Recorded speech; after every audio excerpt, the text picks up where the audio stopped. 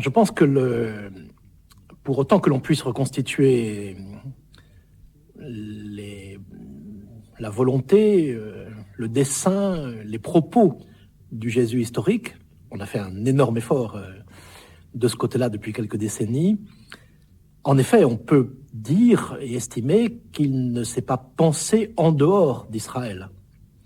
L'évangile de Matthieu ira dans ce sens d'ailleurs, faisant dire à Jésus « Je n'étais envoyé qu'aux brebis perdues de la maison d'Israël » et faisant dire à ses 12 « N'allez que vers les brebis perdues de la maison d'Israël ». Donc la mission elle-même, telle que la concevait Jésus, probablement, selon toute vraisemblance, était bien confinée dans les limites du peuple élu.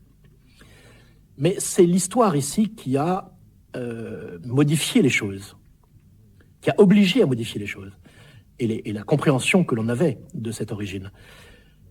En ce sens que dès les années 40, semble-t-il, des prosélytes du judaïsme sont venus frapper à la porte de cette nouvelle communauté. Qu'est-ce qu'on appelle les prosélytes?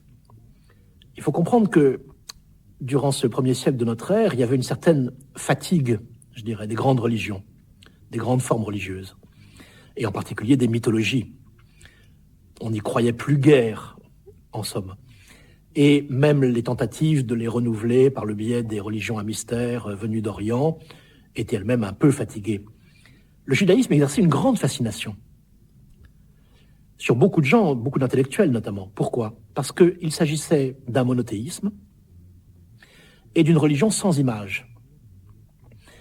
C'était extrêmement attirant, mais ce qui dissuadait beaucoup d'y adhérer, c'était précisément les mitzvot, c'est-à-dire les préceptes, les commandements.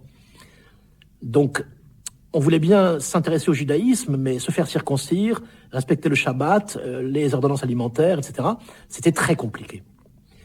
Et donc, dans ces juifs du seuil, comme on a dit récemment les chrétiens du seuil, dans ces juifs du seuil, la communauté chrétienne a trouvé une audience. Et en proposant une sorte de simplification radicale de l'observance juive, a permis à ces prosélytes, à ces sympathisants, d'adhérer à cette nouvelle forme, qui était au départ conçue comme une forme juive. Une sorte de judaïsme allégé, si j'ose dire. D'où le succès considérable, et ensuite chez les païens. Ça s'est fait, je pense, en 2 temps. D'abord dans ce milieu des prosélytes, et ensuite chez les païens,